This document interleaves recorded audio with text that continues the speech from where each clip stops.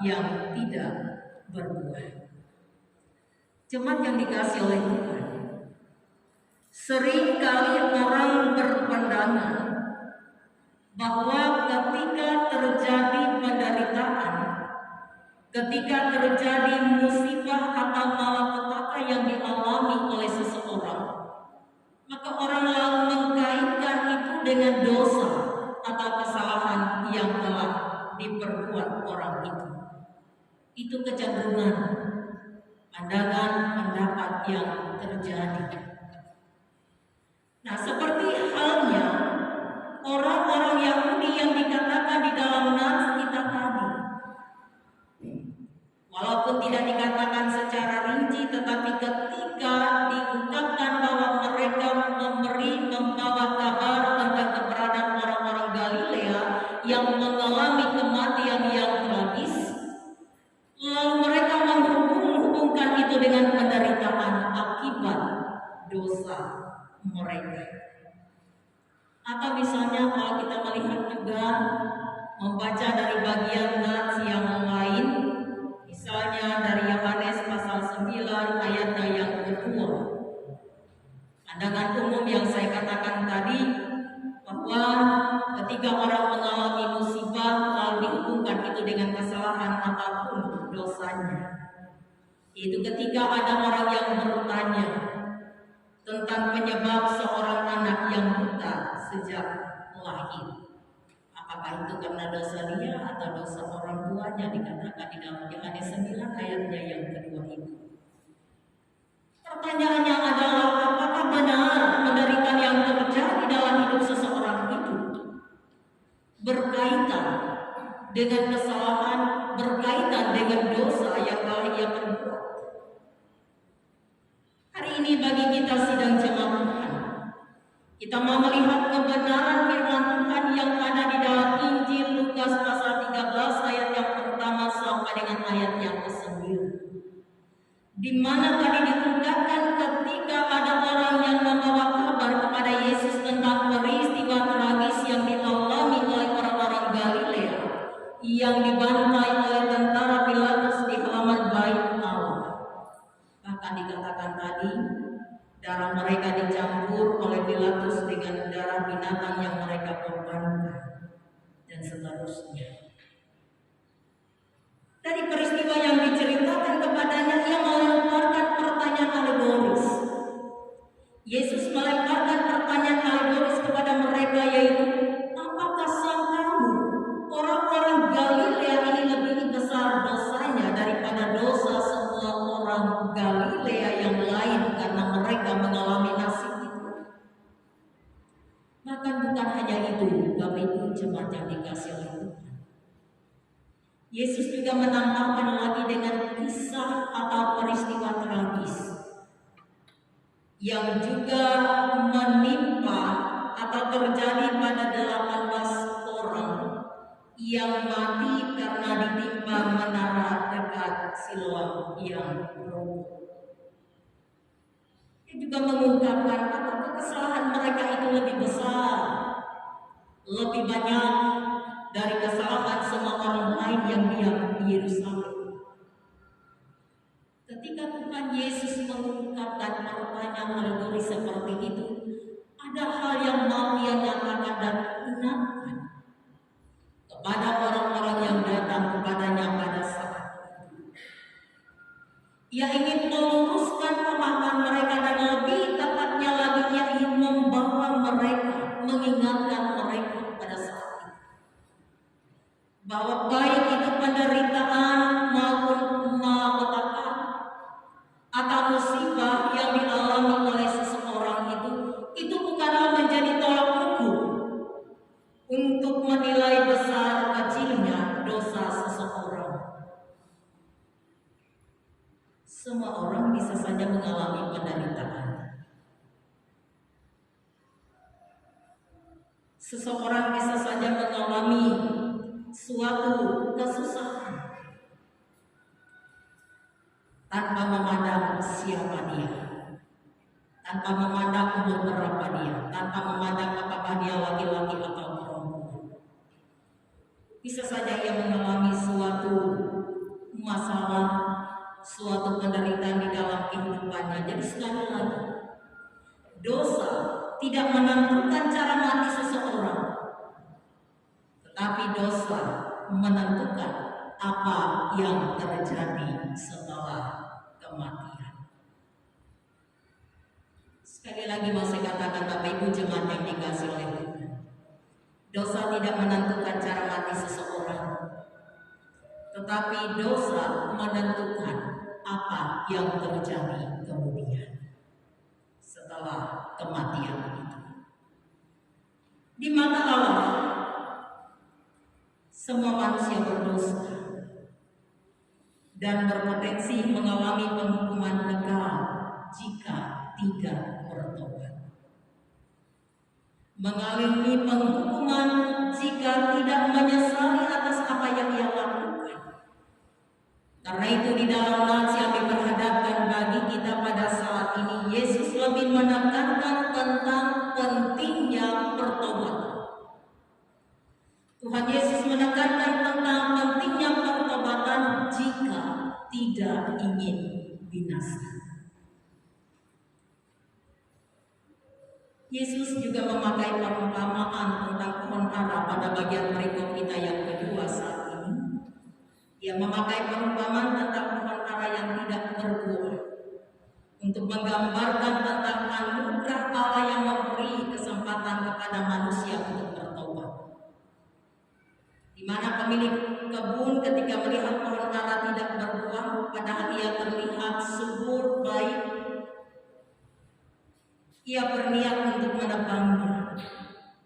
Tetapi pengurus kebun mengatakan, memohon, meminta agar pemilik kebun ini memberikan kesempatan kepada pohon ara itu 1 tahun lagi, begitu ya.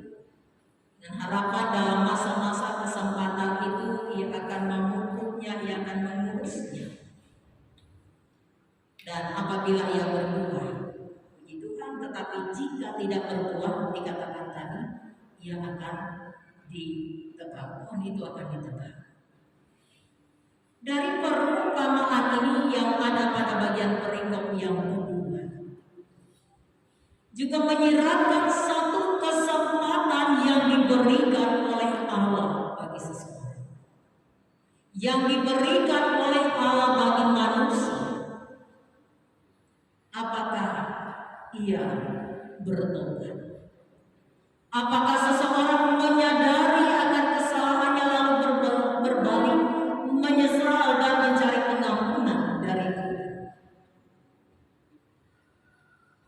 Kesempatan masih diberi, tapi bukan berarti kesempatan itu datang selalu.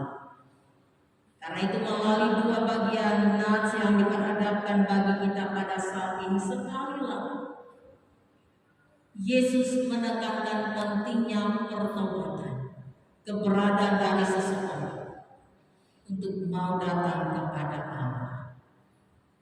Kita sadari memang manusia ini tidak ada yang sempurna. Karena itulah tadi pada bagian perikop yang pertama Tuhan Yesus mengingatkan mereka yang memberi kabar itu kepadanya. Sangkamu mereka yang mati ini lebih besar dosanya dari yang lain?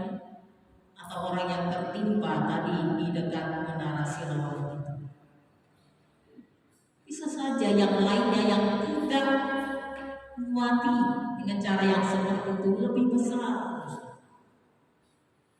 Tapi sekali lagi, ada beberapa hal yang mau dinyatakan, diingatkan bagi kita melalui nats yang diperhadapkan bagi kita pada saat ini, menjadi satu pengajaran indah bagi kita di dalam hidup kita yang masih menjalani akan hari-hari kehidupan kita sekarang. Yang pertama, Bapak Ibu jemaat yang dikasihi oleh Tuhan, hal yang boleh menjadi pengajaran bagi kita yaitu menyadarkan kita, mengingatkan kita bahwa kita pun adalah orang berdosa yang tidak punya hak sedikit pun menghakimi sesama kita, apalagi merasa bahwa diri kita lebih baik dari orang lain ketika melihat penderitaan dan hal-hal tragis yang menimpa kehidupan mereka. Jadi kita tidak menghakimi, tetapi lebih sebenarnya baiklah kita introspeksi diri kita, merenungkan itu dalam kehidupan kita. Sudahkah aku seperti apa yang Tuhan inginkan? Ketimbang kita melihat mencela kesalahan ataupun dosa ataupun kekeliruan orang lain. Satu ilustrasi yang sering digunakan, ketika kita menunjuk seseorang, hanya satu telunjuk kita yang tertuju kepada orang, tetapi 4 jari kita itu menunjuk kepada keberadaan diri kita sendiri. Apa yang mau dikatakan, jadi lebih banyak ke kitanya. Jadi ketika kita menunjuk, menyatakan bahwa orang itu bersalah, sebenarnya di satu sisi mengingatkan kita juga lebih banyak kita bisa jadi. Karena itu sekali lagi jangan kita menghakimi orang lain lebih bersalah, lebih berdosa daripada kita. Tetapi alangkah baik dan indahnya kita merenungkan itu bagi diri kita, introspeksi diri kita sendiri. Apakah kita sudah melakukan, menjalani, dan hidup seperti yang Tuhan inginkan? Kita sadari memang kita tidak ada yang sempurna, Bapak Ibu jemaat yang dikasihi oleh Tuhan. Oleh karena itulah kita senantiasa memohon pertolongan kasih-Nya. Itu hal yang pertama yang mau kita lihat dari nats ini ketika Tuhan Yesus mengungkapkan pertanyaan alegoris tadi kepada orang-orang Galilea yang memberi kabar kepadanya. Yang kedua, Bapak Ibu jemaat yang dikasihi oleh Tuhan, melalui nats ini juga mengingatkan kita untuk kita bertobat jika kita tidak ingin binasa. Kita sadari tadi memang dosa tidak menentukan cara mati kita. Bisa saja ketika sampai saatnya kayak itu biasa-biasa saja.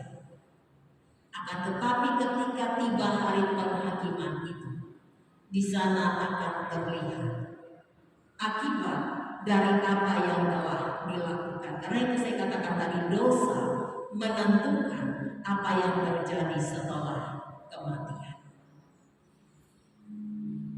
Tentu ini mengingatkan kita senantiasa, baik Bapak Ibu Saudara juga saya pribadi, dan kita senantiasa selalu mengingat akan hal ini. Yang ketiga, melalui nats yang diperhadapkan bagi kita saat ini berkaitan juga dengan tentang pertobatan tadi. Allah masih memberikan anugerah kepada kita. Allah menyatakan memberikan anugerahnya kepada kita dengan masih memberikan kesempatan dan kesabarannya untuk menantikan manusia itu bertobat. Untuk itu manfaatkanlah dengan sebaik-baiknya kesempatan yang ada selama kasih karunia itu masih berlaku. Ada kesempatan, bukan berarti tidak ada batasnya. Dan karena kita tidak tahu batas yang dinyatakan diberikan, maka pergunakanlah kesempatan itu dengan baik, sehingga tidak menjadi bagian seperti pohon ara yang akan ditebang jikalau tidak berbuah. Jadi kita boleh menghasilkan buah-buah pertobatan di dalam kehidupan kita, buah-buah roh itu di dalam hidup dan kehidupan kita. Mari Bapak Ibu jemaat yang dikasihi oleh Tuhan, kita berusaha untuk sungguh-sungguh hidup dalam pertobatan dan memperlihatkan, menunjukkan, menyatakan buah dari pertobatan itu. Hidup di dalam kasih Tuhan. Sekali lagi, tanpa Dia kita memang tidak akan mampu. Karena itu senantiasa mohon pertolongan yang daripada Tuhan. Ibaratkan pohon anggur, apabila dia tetap melekat pada pokoknya, maka ia pada saatnya akan menghasilkan buah. Tetapi jika lepas, maka ia akan menjadi kering dan lain. Biarlah kita tetap bertaut dalam iman pengharapan kita kepada Tuhan, sehingga apapun yang ada dan terjadi dalam hidup dan kehidupan ini, kita tetap dikuatkan, kita tetap diingatkan di dalam Dia, dan memiliki pengharapan yang teguh di dalam Dia. Tuhan memberikan kasih dan pertolongannya bagi kita semua. Tuhan memberkati. Amin.